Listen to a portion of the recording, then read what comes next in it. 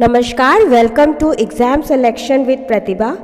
आज के अपने इस वीडियो में हम यूपी टेट पेपर 1 ईवीएस का एक बहुत ही इम्पॉर्टेंट टॉपिक डिस्कस करने वाले हैं, भोजन, स्वास्थ्य और स्वच्छता। इस टॉपिक से हमेशा आपके एग्ज़ाम में 2 या 3 नंबर के प्रश्न आता ही आता है, तो आप इस टॉपिक को बहुत ध्यान से पढ़िएगा। चलिए स्टार्ट करते हैं आज का अपना टॉपिक।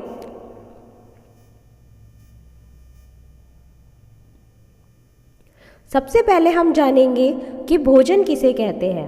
वह खाद्य पदार्थ जो ऊर्जा प्रदान करे भोजन कहलाता है। ठीक है, जो भी हम खाद्य पदार्थ ग्रहण करते हैं उससे हमें ऊर्जा मिलती है, ऐसे सभी खाद्य पदार्थों को हम भोजन कहते हैं। भोजन के आधार पर जीव 3 प्रकार के होते हैं: शाकाहारी, मांसाहारी, सर्वाहारी।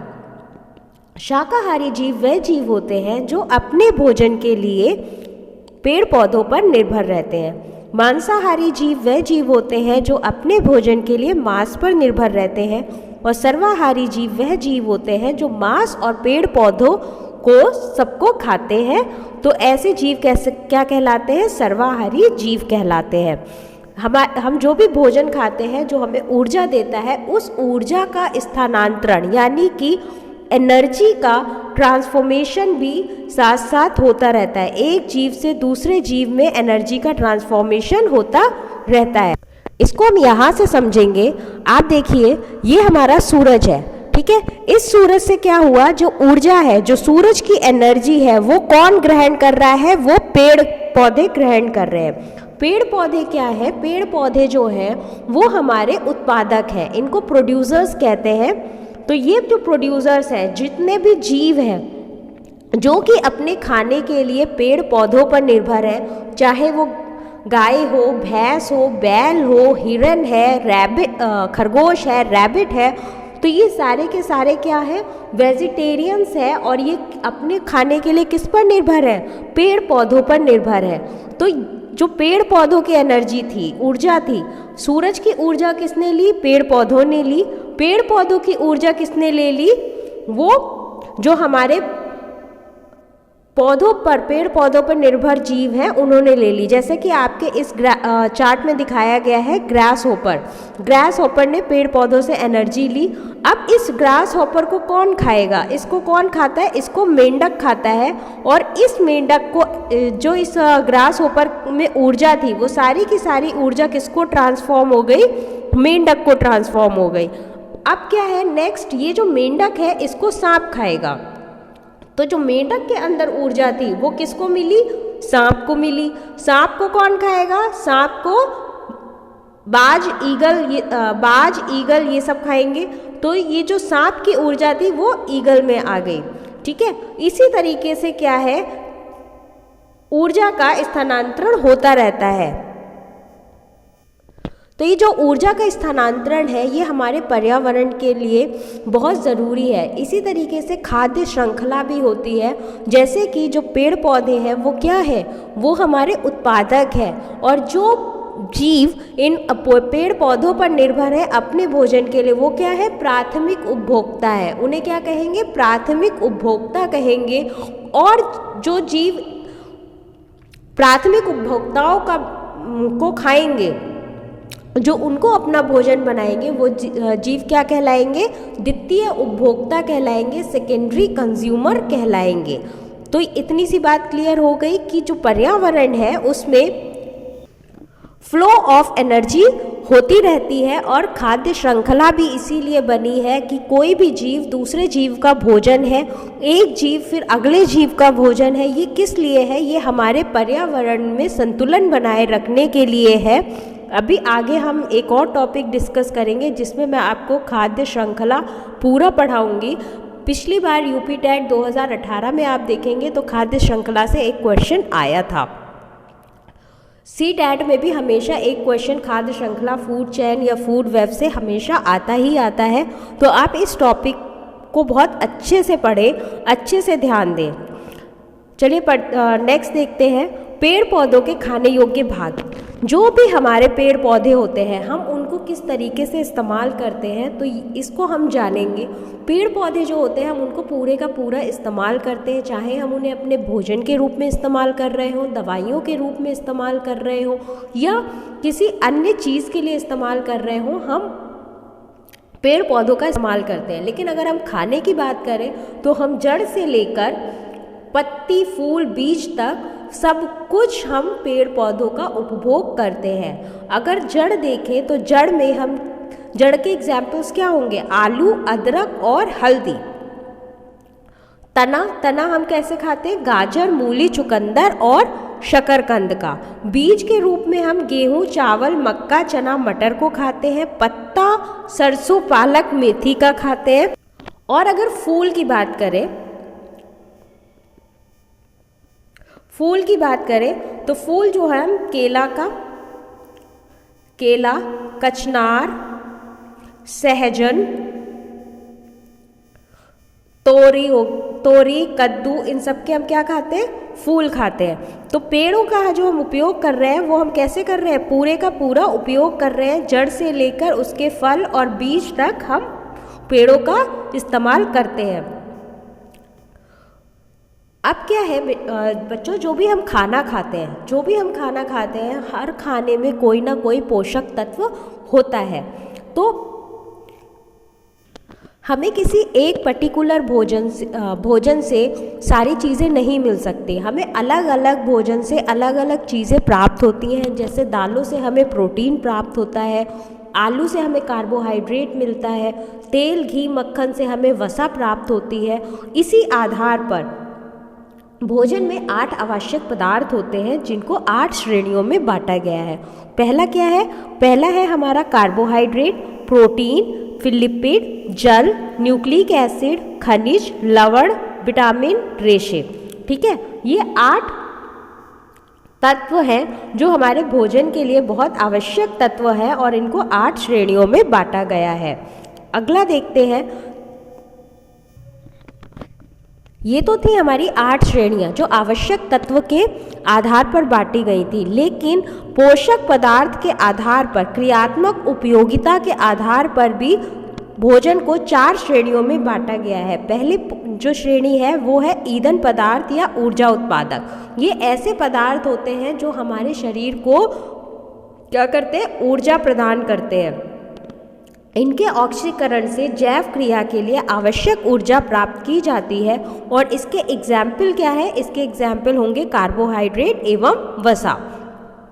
अगले जो है वो है निर्माण पदार्थ। निर्माण पदार्थ का मतलब यहाँ से ये है कि हमारे शरीर की रचना में मरम्मत के लिए या रिप्रोडक्शन के लिए जब भी किसी तत्व की ज़रूरत होगी तो वो तत्व निर्माण पदार्थ कहलाएगा। और इसका सबसे अच्छा एग्जाम्पल है प्रोटीन्स। तो निर्माण पदार्थ किसे कहते हैं? प्रोटीन्स को कहते हैं। ऊर्जा उत्पादक पदार्थ कौन से हो गए? कार्बोहाइड्रेट और वसा हो गए। उसके बाद है, यहाँ पर एक मिस्टेक हो गई है, ये उपपचनय नियंत्रक है। ठीक है, उपपचनय नियंत्रक है। यहाँ पे थोड़ी सी मिस्टेक हुई है, कोई दिक्कत नहीं है। तो ये होते क्या है? ये जो क्रियाओं का नियंत्रण एवं नियमन करते हैं मुख्यतः विटामिन, जल और खनिज लवण, ये इनमें आएंगे। अगली श्रेणी जो है वो है अनुवांशिक पदार्थ की। अनुवांशिक पदार्थ क्या होते हैं? Genetic material, heredity material. तो ये क्या होता है? अनुवांशिक लक्षण जो होते हैं वो एक पीढ़ी से अगली पीढ़ी में ले जाने का काम करते हैं। और इसका एग्जाम्पल है न्यूक्लिक एसिड। जैसे कि हमारी एक पीढ़ी से अगली पीढ़ी में कोई ना कोई लक्षण ट्रांसफ़र होते हैं। मान लो 2 पेरेंट्स हैं, माता पिता हैं, उनके बच्चे हैं। जो कैरेक्टरिस्टिक, जो लक्षण उनके माता पिता में होंगे, चाहे वो उनकी शक्ल सूरत हो या फिर उनके उठने बैठने का ढंग हो या बोलने का ढंग हो या कोई भी ऐसी एक्टिविटी हो जो उनके माता पिता में है, वो कहीं ना कहीं उनके बच्चों में भी ट्रांसफ़र होती है। उनके बच्चों से उनकी अगली जनरेशन में ट्रांसफ़र होगी। तो ये सारी जो क्रिया होती है इसके लिए आनुवांशिक पदार्थ जिम्मेदार होते हैं और इसका एग्जाम्पल जो है वो है न्यूक्लिक एसिड, न्यूक्लिक अम्ल। अगला देखते हैं। अब हम इन जितनी भी हमने 8 श्रेणियां पढ़ी थी उनको हम अलग अलग से पढ़ेंगे। कार्बोहाइड्रेट के बारे में जानेंगे। तो सबसे पहले हम कार्बोहाइड्रेट को, आपको मैंने बताया ही था कि ऊर्जा प्रदान करता है, इंस्टेंट ऊर्जा जो प्रदान करता है हमारे शरीर को, वो कौन प्रदान करता है? कार्बोहाइड्रेट प्रदान करता है। और ये जो कार्बोहाइड्रेट है ये किस अनुपात में हमारे शरीर में उपस्थित होता है? तो ये 1:2:1 के रेशियो में, अनुपात में हमारे शरीर में उपस्थित होता है। इसमें एक भाग जो है वो कार्बन का होगा, 2 भाग जो है वो हाइड्रोजन के होंगे और एक भाग जो है वो ऑक्सीजन का होगा। तो इसमें क्या होता है, हाइड्रोजन और ऑक्सीजन का अनुपात तो वही होता है जो जल का होता है। जैसे जल है, जल में क्या है? H2O, जल का फॉर्मूला क्या है? H2O। तो इसमें हाइड्रोजन का अनुपात कितना हो गया? 2 हो गया और ऑक्सीजन का अनुपात कितना है? 1 है। उसी तरीके से कार्बोहाइड्रेट में भी क्या होता है? अनुपात हाइड्रोजन का 2 ही रहता है जैसे कि जल में होता है। और दूसरी चीज़ हम पढ़ेंगे कि ग्लूकोज के रूप में ऊर्जा उत्पादन के लिए ईंधन का काम करता है। कैसे करता है? जब हमारे शरीर में हम जो भी भोजन लेते हैं उसमें क्या होता है? स्टार्च होता है, शर्करा होती है ना। तो ये क्या, जब हम खाना खाएंगे तो उस शर्करा को क्या करेगा? स्टार्च को क्या करता है? शुगर में बदल देता है, शक्कर में बदल देता है, ग्लूकोज में बदल देता है। यही ग्लूकोज जो होती है वो हमारी बॉडी में, हमारे शरीर में जाके संचित हो जाती है और किसका, हमें ऊर्जा प्रदान करती है। तो ग्लूकोज के रूप में हमारे शरीर में ऊर्जा उत्पादन के लिए ईंधन का काम करते हैं। अब ये जो मैंने भी आपको बताया, जो ऊर्जा होती है ये किस रूप में हमारे शरीर में संचित होती है? तो ये किस रूप में होती है? स्टार्च के रूप में होती है। दूसरा क्या है? आरएनए एवं डीएनए के घटक होते हैं। कार्बोहाइड्रेट्स क्या होते हैं? आरएनए और डीएनए के घटक होते हैं। अगला पॉइंट है, कार्बोहाइड्रेट हमारे शरीर का लगभग 1% भाग बनाते हैं। कितना % भाग बनाते हैं? 1% भाग बनाते हैं। और इसके एग्जाम्पल्स आपको याद कर रखना बहुत ज़रूरी है। कार्बोहाइड्रेट हमें कहाँ कहाँ से मिलता है? आलू, फल, अनार, शक्कर, रोटी, दूध आदि क्या है? ये कार्बोहाइड्रेट के स्रोत हैं। और कार्बोहाइड्रेट हमारे शरीर का लगभग 1% भाग बनाते हैं। ये चीज़ें आपको याद रखनी है। अगर ऊर्जा का स्रोत पूछा जाता है तो प्रमुख ऊर्जा का स्रोत हमारी बॉडी में क्या होगा? कार्बोहाइड्रेट होगा। अगला देखते हैं, प्रोटीन। प्रोटीन के बारे में क्या जानेंगे? प्रोटीन की खोज सबसे पहले वर्जीलियस एवं मुल्डर ने की थी। किसने की थी? वर्जीलियस एवं मुल्डर ने की थी, याद रखिएगा। दूसरा क्या है? ये हमारे शरीर में लगभग 14% तथा मृत और सूखे शरीर का 50% तक भाग बनाती हैं। प्रोटीन क्या है? हमारे शरीर में बहुत सारे मेटाबॉलिक प्रतिक्रियाएं होती हैं, बहुत सारे रिएक्शंस होते रहते हैं हमारी बॉडी के अंदर, मेटाबॉलिक रिएक्शंस होते हैं। उन रिएक्शंस में एंजाइम का काम यानी कि उत्प्रेरक का काम कौन करता है? उत्प्रेरक का काम प्रोटीन करते हैं। तो प्रोटीन का एक काम क्या हो गया? ये हमारे शरीर की मेटाबॉलिक क्रियाओं में उत्प्रेरक यानी एंजाइम का काम भी करते हैं। अगला है कि कुछ प्रोटीन्स जो होते हैं वो हार्मोन्स के रूप में कोशिकाओं की क्रियाओं का नियमन करती हैं। इन्हें दिया व प्रोटीन कहते हैं। ठीक है, कुछ प्रोटीन्स जो होते हैं वो हार्मोन्स की तरह भी एक्ट करती हैं। तो अगला है, प्रोटीन स्वभावतः क्षारीय होती है और शरीर में अम्ल क्षार संतुलन बनाए रखने में महत्वपूर्ण सहयोग करती है। प्रोटीन कैसी होती है? प्रोटीन जो होती है वो कैसी होती है? एसिडिक होती है, क्षारीय होती है। और ये हमारे शरीर में जो एसिड होता है उसको रेगुलेट करने में, उसका संतुलन बनाए रखने में महत्वपूर्ण सहयोग करती हैं। अगला है, सभी एंजाइम कुछ हार्मोन जैसे इंसुलिन या थायरॉक्सिन आदि, एंटीबॉडीज, एंटीजन आदि प्रोटीन है। तो कुछ जो हार्मोन है हमारी बॉडी के अंदर, जैसे कि एग्जाम्पल है इंसुलिन, थायरॉक्सिन, ये क्या है? इनको क्या कहेंगे? प्रोटीन कहेंगे। एंटीबॉडीज़ को क्या कहेंगे? प्रोटीन कहेंगे। एंटीजन को क्या कहेंगे? प्रोटीन कहेंगे। तो ये चीज़ें आप याद रखेंगे कि कुछ हार्मोन जैसे कि इंसुलिन और थायरॉक्सिन, ये क्या है? प्रोटीन है। इसके अलावा एंटीबॉडीज और एंटीजन को भी प्रोटीन कहते हैं। आप लोग मुझे थोड़ा सा आज माफ़ भी करिएगा क्योंकि मेरे को खांसी है तो मुझे बोलने में थोड़ी प्रॉब्लम हो रही है। आप लोग थोड़ा सा मैनेज करिएगा ताकि आप लोगों का ये टॉपिक कंप्लीट हो जाए। चलिए अगला देखते हैं कि प्रोटीन का संगठन कैसे होता है, प्रोटीन किन किन चीज़ों से बना होता है। तो प्रोटीन जो है वो कार्बन, ऑक्सीजन, नाइट्रोजन, हाइड्रोजन और सल्फर से बना होता है। अब इनकी मात्रा कितनी कितनी होती है? प्रोटीन के अंदर कार्बन जो होता है वो 50 से 54% तक होता है, ऑक्सीजन 21 से 24% होता है, नाइट्रोजन 13 से 16% होता है, हाइड्रोजन 7% होता है, सल्फर 0.2 से 7.0% होता है।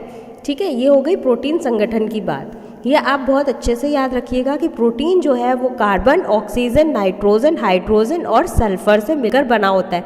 आप इतना भी याद रखेंगे तब भी बहुत है, परसेंटेज याद रख लेते हैं तो बहुत अच्छी बात है।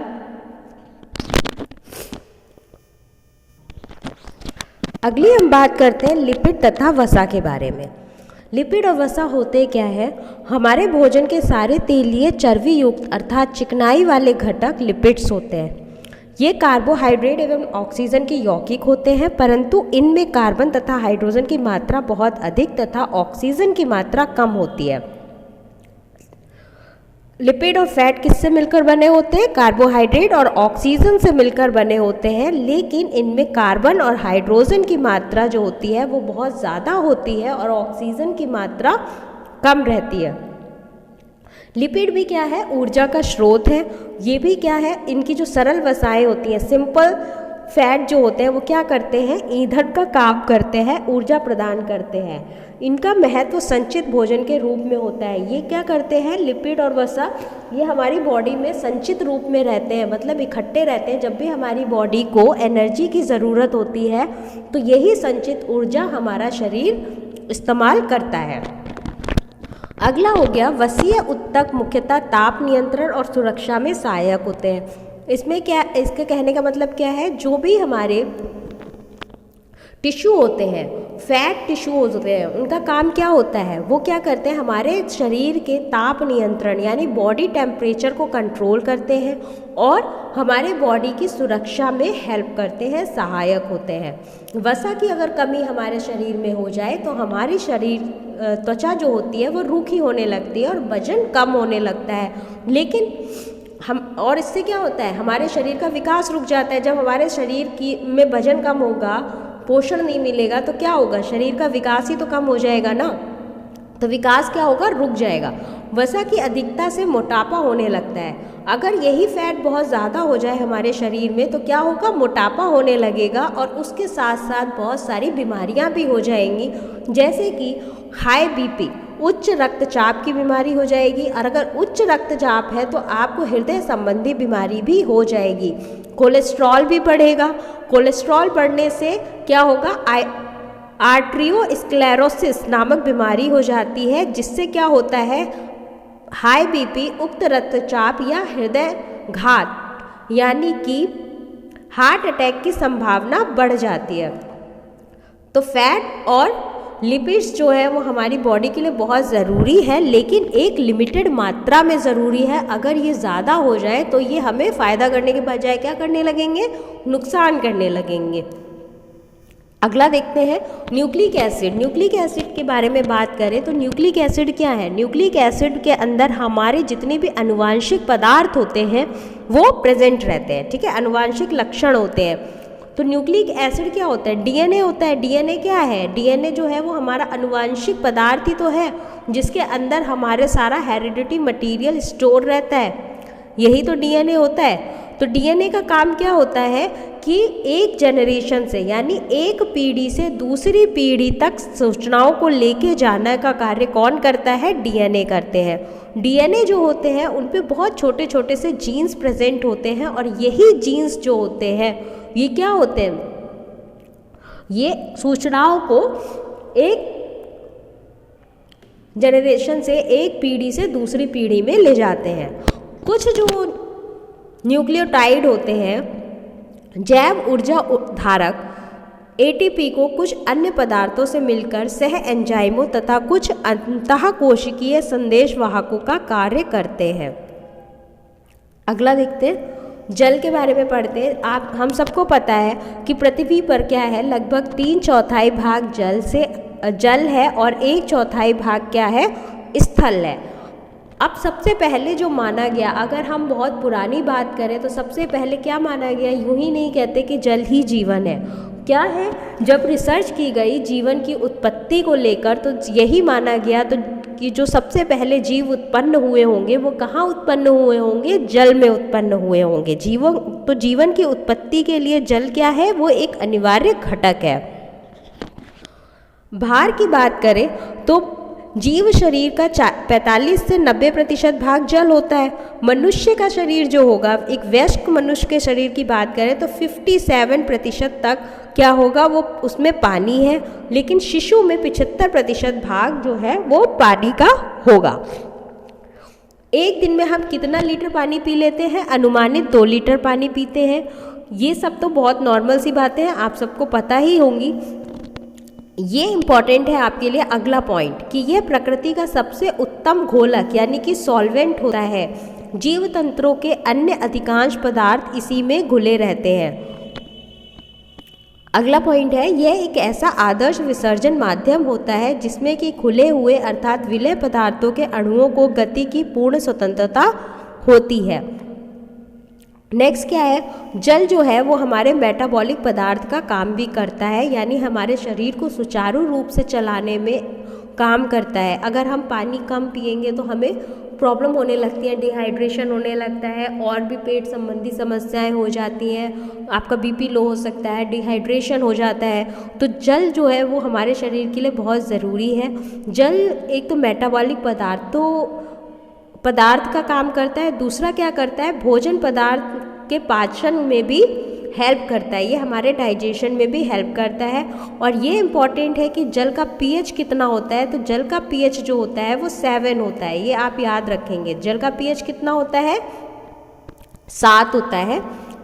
अगला हम पढ़ते हैं खनिज लवण के बारे में। खनिज लवण क्या होते हैं, हमारे शरीर में बहुत कम मात्रा में खनिज लवण पाए जाते हैं। हमें बहुत ज़्यादा खनिज लवण की ज़रूरत नहीं होती है, लेकिन फिर भी ये हमारे शरीर के लिए बहुत इम्पॉर्टेंट होते हैं। अगर एक भी खनिज लवण हमारे शरीर में कम हो जाता है तो हमें परेशानियां होना शुरू हो जाती हैं, बीमारियां होना शुरू हो जाती हैं। शरीर में के कुल भार का 4 से 5% अंश होते हैं। खनिज लवण कितनी मात्रा में हमारे शरीर में उपस्थित होते हैं, 4 से 5% अंश ही खनिज लवण हमारे शरीर में उत्पन्न होता है। ये हमारे शरीर की क्रियाशीलता को बनाए रखने के लिए अत्यंत आवश्यक है। तो खनिज तत्व के बारे में अगर हम पढ़ें तो आप देखेंगे कैल्शियम सबसे पहला क्या है, कैल्शियम है। कैल्शियम का सोर्स क्या है, कैल्शियम का स्रोत क्या है, कहाँ से हमें मिलता है, तो ये हमें दूध, पनीर, हरी सब्जी, फलियां, अनाज आदि से मिलता है।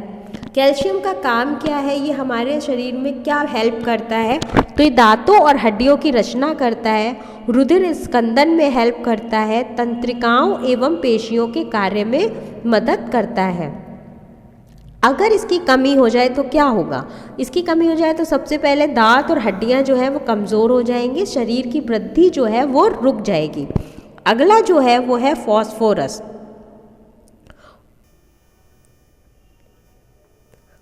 तो अगला क्या है, फॉस्फोरस। फॉस्फोरस का स्रोत क्या है, दूध, मांस, अनाज। दूध, मांस, अनाज से हमें फॉस्फोरस मिलता है। फॉस्फोरस हमारे शरीर के लिए क्यों आवश्यक है, दांतों और हड्डियों की रचना के लिए ज़रूरी है, अम्ल क्षार संतुलन को बनाए रखता है, एटीपी, डीएनए, आरएनए आदि का घटक होता है। अगर इसकी कमी हो जाए तो दांत व हड्डियां दुर्बल, कमज़ोर हो जाएंगी, शरीर वृद्धि रुक जाएगी। ये बहुत इम्पॉर्टेंट है। अगला है सल्फर। देख रहे हैं आप, ये सारे के सारे क्या है, ये खनिज लवण हैं जो हमारे शरीर को चाहिए, बहुत कम मात्रा में चाहिए लेकिन चाहिए। और अगर इनकी कमी हो जाए तो कितनी ज़्यादा परेशानियां हो रही है, ये भी आप यहाँ पर देखेंगे कि इनके ना होने से शरीर में कितनी दुर्बलता आ जाती है, कितनी बीमारियां उत्पन्न होती हैं। अगला हम बात कर रहे थे सल्फ़र के बारे में। तो सल्फ़र में क्या होता है, भोजन की कई अनुबद्ध प्रोटीन, सल्फ़र हमें अलग अलग प्रोटीन्स के साथ मिल जाता है। इसकी ज़रूरत क्या होती है, अमीनो एसिड का घटक होते हैं, ये अमीनो अम्ल के घटक होते हैं। अगर ये हमारे शरीर में कम हो जाए तो क्या होगा, प्रोटीन्स की कमी तथा प्रोटीन की उपापचय की गड़बड़ियाँ हो जाएंगी। अगला है पोटेशियम। पोटेशियम के बारे में अगर बात करें तो पोटेशियम का स्रोत क्या होगा, पोटेशियम का स्रोत मांस, दूध, अनाज, फल और सब्जियां हैं। इसकी सिग्निफिकेंस, इनका ज़रूरत क्या है हमारे शरीर में, ये एक तो अम्ल क्षार का संतुलन बनाए रखते हैं, यानी एसिड का संतुलन हमारे शरीर में बनाने का काम कौन करता है, पोटेशियम करता है। पानी का संतुलन बना के रखती हैं, और जो तंत्रिकाओं की कार्य होता है उसका भी संतुलन कौन करता है, पोटेशियम करता है। और अगर पोटेशियम हमारे शरीर में कम हो जाए तो कौन कौन सी तकलीफ हो जाएगी हमें, एक तो उच्च रक्तचाप यानी कि हाई बीपी, दूसरा पेशियों की दुर्बलता यानी मसल्स में कमज़ोर हो जाती है, पैरालिसिस का खतरा बढ़ जाता है। अगला देखते हैं। अगला खनिज तत्व है क्लोरीन। क्लोरीन जो हमें है वो खाने वाले नमक से प्राप्त होता है। क्लोरीन कहाँ से प्राप्त होता है, खाने वाले नमक से प्राप्त होता है। और ये करता क्या है, इसका काम होता है अम्ल क्षार संतुलन, जठर रस की घटक, यानी कि जो पेट में हमारे गैस्ट्रिक जूसेस बनते हैं उसमें से एक क्या होता है, क्लोरीन भी होता है।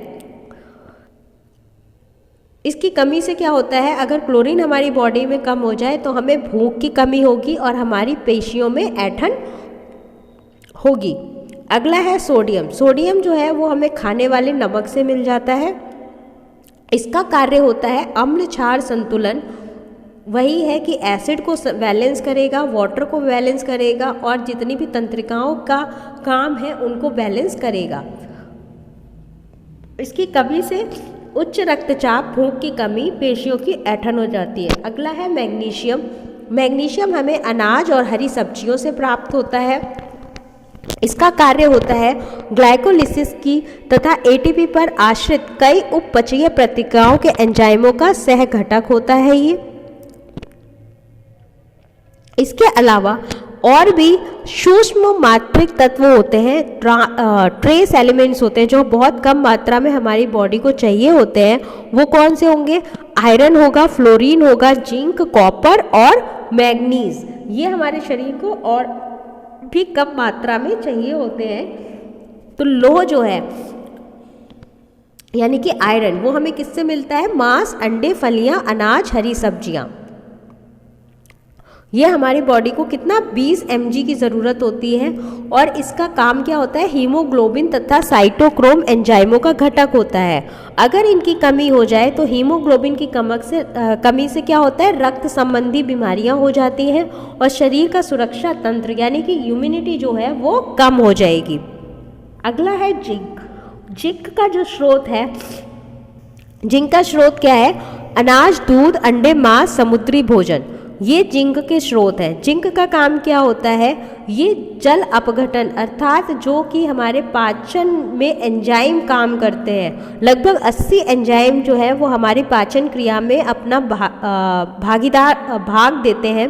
तो ये जो एंजाइम है इनका सह घटक कौन होता है, इनका सह घटक जिंक होता है। अगर जिंक की मात्रा हमारे शरीर में कम हो जाए तब क्या होगा, शरीर का विकास एक तो रुक जाएगा, दूसरा क्या होगा, शरीर दुर्बल हो जाएगा, त्वचा खुरदरी हो जाएगी और सुरक्षा तंत्र यानी कि इम्यूनिटी कम हो जाएगी। अगला है तांबा। कॉपर जो है वो उसके स्रोत क्या है, मांस, मेवा, फलियां, हरी सब्जियां। और इसकी ज़रूरत क्या है हमारे शरीर को, ये साइटोक्रोम ऑक्सीडेज एंजाइम का सह घटक होता है। लोह उपापचय तथा संयोजी उत्तकों और रुधिर वाहिनियों के विकास हेतु आवश्यक होता है। इसकी कमी से रक्त क्षीणता, रक्त में कमी आ जाएगी, संयोजी उत्तक और रुधिर वाहिनियों की दुर्बलता हो जाती है। अगला है मैग्नीज। मैग्नीज जो है वो मेवा, अनाज, हरी सब्जियां, चाय और फल से मिलता है।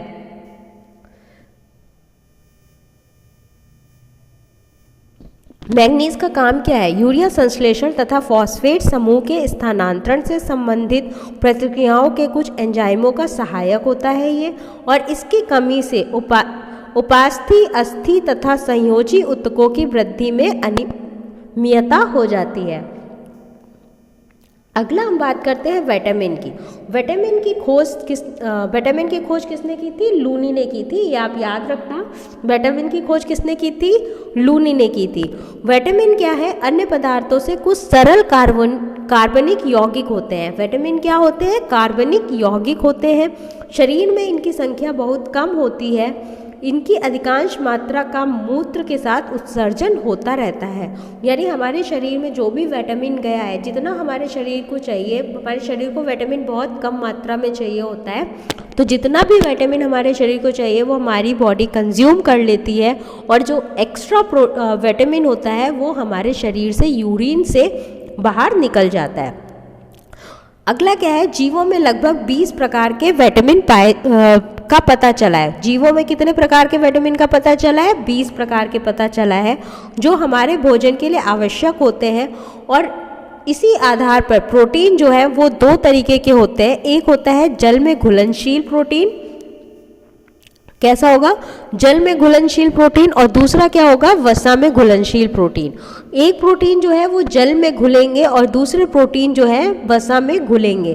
तो जल में जो घुलनशील प्रोटीन होते हैं वो कौन कौन से होते हैं? वो विटामिन बी होंगे। Vitamin B, vitamin B1, thiamine. Vitamin B1 को क्या बोलते हैं? थायमीन भी बोलते हैं। विटामिन B2 जिसका साइंटिफिक नेम जो है वो राइबोफ्लेविन है। विटामिन B5 निकोटीनिक एसिड होता है। Vitamin B6, vitamin B3 folic acid, vitamin तथा विटामिन C एस्कॉर्बिक एसिड। ये सब क्या है? जल में घुलनशील विटामिन है। ये जो प्रश्न है जल में घुलनशील विटामिन का, ये आपका TGT बायोलॉजी के एग्जाम में भी पूछा गया प्रश्न है, और ये CTET में भी एक बार पूछा गया प्रश्न है। इसलिए बहुत इंपॉर्टेंट प्रश्न हो जाता है। आपको याद रखना है कि जल में घुलनशील प्रोटीन विटामिन कौन कौन से होते हैं। तो जल में घुलनशील विटामिन कौन होंगे? Vitamin B, vitamin B1, vitamin B2, vitamin B5, B6, B3, vitamin C यानी कि एस्कॉर्बिक एसिड। इसके साथ साथ आप इन विटामिन्स के ये जो साइंटिफिक नाम है इनको भी अच्छे से याद रखेंगे। दूसरे हैं वसा में घुलनशील vitamin, fat soluble vitamins. Fat soluble vitamin कौन से होंगे? विटामिन ए और विटामिन के। ये दो जो विटामिन है ये कैसे हैं? फैट सोल्यूबल विटामिन है। अब हम देखते हैं यहाँ पर एक चार्ट के थ्रू समझते हैं। जल में घुलनशील विटामिन, विटामिन B1 जिसका साइंटिफिक नेम क्या है? थायमीन है। इसका स्रोत क्या है? इसका स्रोत है अनाज, फलियां, सोयाबीन, अंडा और मांस।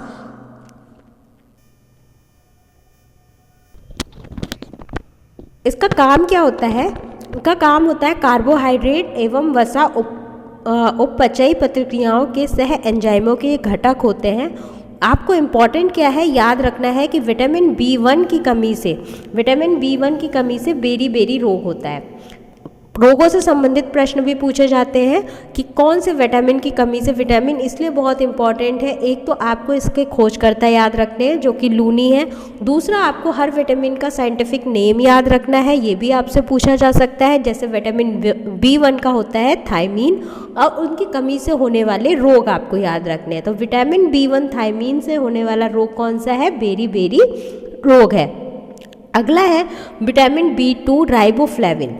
विटामिन B2 को क्या बोलते हैं? राइबोफ्लेविन बोलते हैं। और इसके सोर्स जो है वो पनीर, अंडा, ईस्ट, हरी पत्तियां, दूध, जिगर और मांस होता है। और इससे होने वाला जो रोग है वो कौन सा है? किलोसिस है। किलोसिस रोग हो जाता है। अगला जो है वो है विटामिन B5 जिसे निकोटीनिक एसिड बोलते हैं। निकोटीनिक एसिड कहाँ से मिलता है? कौन से स्रोत है इसके स्रोत है ईस्ट, मांस, जिगर, मछली, अंडे, दूध, मटर, मेवा, फलियां। और इसकी कमी से होने वाला रोग कौन सा है? प्लेग्रा रोग है। अगला है विटामिन B6 जिसे पायरिडॉक्सिन बोलते हैं। पायरिडॉक्सिन हमें दूध, ईस्ट, अनाज, मांस और जिगर से प्राप्त होता है। इससे होने वाला रोग क्या है? रक्त क्षीणता, चर्म रोग और पेशीय ऐंठन। विटामिन बी थ्री को पेंटोथेनिक एसिड भी बोलते हैं। ये हमें अंडे, जिगर, मांस, दूध, टमाटर, मूंगफली, गन्ना आदि से प्राप्त होता है। और इसकी कमी से होने वाले रोग हैं चर्म रोग, वृद्धि में कमी, बालों का सफ़ेद होना, जनन क्षमता का कम हो जाना। विटामिन एच को हम बायोटिन बोलते हैं। अगर बायोटिन के मुख्य स्रोत क्या है? मांस, गेहूं, अंडा, मूंगफली, चॉकलेट, सब्जी, फल आदि। और इससे होने वाला रोग जो है, इसकी कमी से होने वाला रोग है चर्म रोग और बालों का झड़ना। अगर आपके बाल झड़ रहे हैं तो आपको कहीं ना कहीं बायोटिन की कमी हो गई है। अगला है फॉलिक एसिड समूह। विटामिन B9 को क्या बोलते हैं? फॉलिक एसिड बोलते हैं। ये हमें हरी पत्तियां, जिगर, सोयाबीन, ईस्ट, गुर्दे, फलियों आदि से मिलता है। और इसकी कमी से रक्त क्षीणता हो जाती है या कुंठित वृद्धि होती है, यानी शरीर की वृद्धि बहुत कम हो जाती है। अगला जो है वो है विटामिन B12। ये होता है सावनोकोबोलामिन। ये इसके स्रोत क्या है? इसके स्रोत जो है वो है मांस, मछली, जिगर, अंडा, दूध, आंत और बैक्टीरिया। इसकी कमी से क्या होता है? स्कर्वी रोग।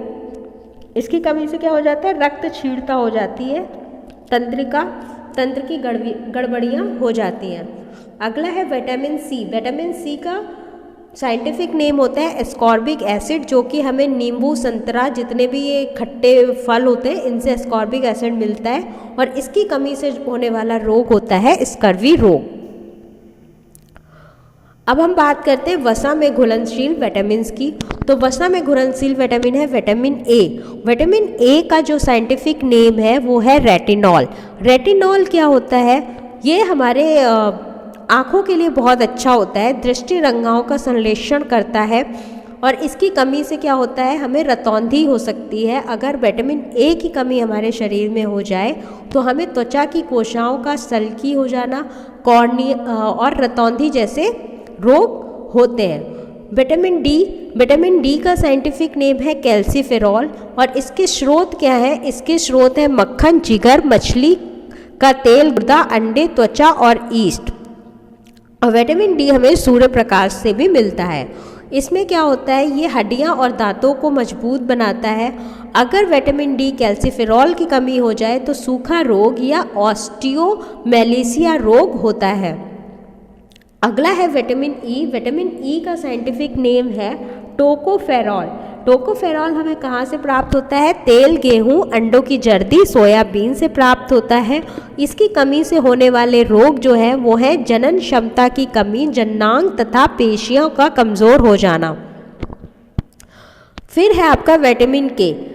विटामिन के का साइंटिफिक नेम है नेप्थ्योक्विनोन हमें कहाँ से प्राप्त होता है? हरी पत्तियाँ, अंडा, जिगर, टमाटर, गोभी, सोयाबीन, आंत के बैक्टीरिया। और इसकी कमी से होने वाला रोग है चोट पर रक्त का थक्का ना जमने से अधिक रक्तस्राव।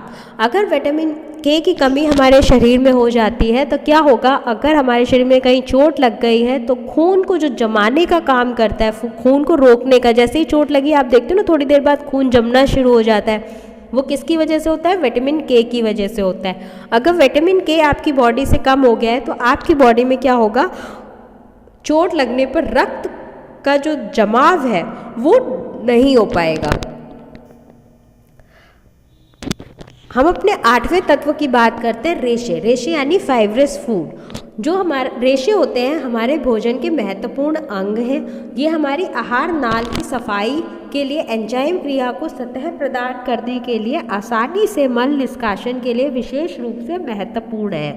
तो रेशे क्या है? फाइब्रस फूड हम क्यों खाते हैं?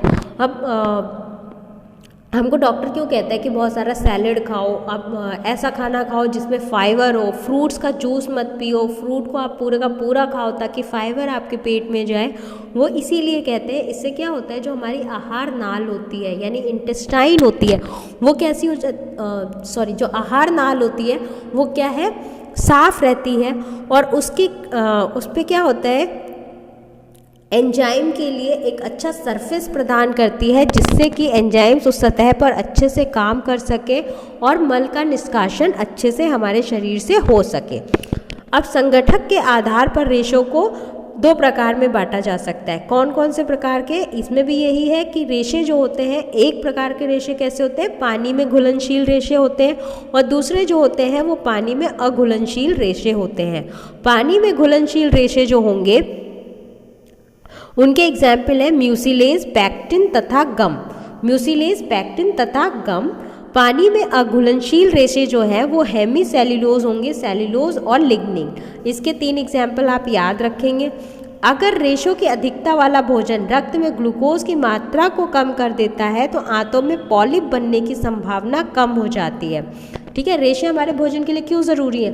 कि रेशे क्या करता है, भोजन से जो ग्लूकोज हमारे शरीर में गया वो ग्लूकोज कई बार अधिक मात्रा में अगर चला जाए तो रेशे क्या करते हैं, उसको हमारे ब्लड से कम कर देते हैं, जिससे क्या होता है आंतों पर पॉलिप यानी कि ट्यूमर्स जो बनने की संभावनाएं होती हैं वो बहुत कम कर देते हैं। अगला क्या है, भोजन से जो भी प्राप्त रेशे जो होंगे वो क्या करेंगे, गुर्दे की पथरी की संभावना को क्षीण हो जाती है, यानी कि गुर्दे में पथरी, किडनी में स्टोन होने की प्रॉब्लम भी बहुत कम हो जाएगी अगर आप रेशे युक्त भोजन का प्रयोग करते हैं।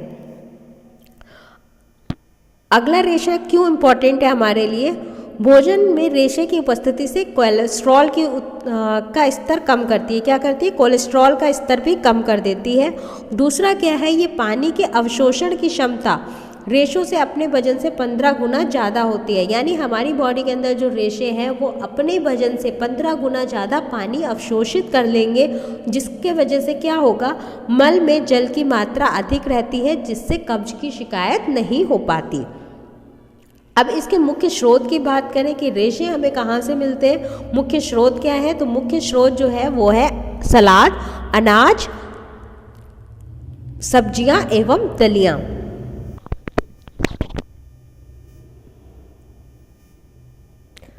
तो ये हमारा टॉपिक था आज का भोजन, स्वास्थ्य और स्वच्छता का, जिसमें हमने भोजन के बारे में डिस्कस किया था। ये टॉपिक थोड़ा लंबा है, इसलिए हम इसको 2 या 3 पार्ट्स में डिस्कस करेंगे। अगर आपको मेरा ये वीडियो पसंद आया हो तो प्लीज़ मेरे चैनल को लाइक करें, शेयर करें और सब्सक्राइब करें।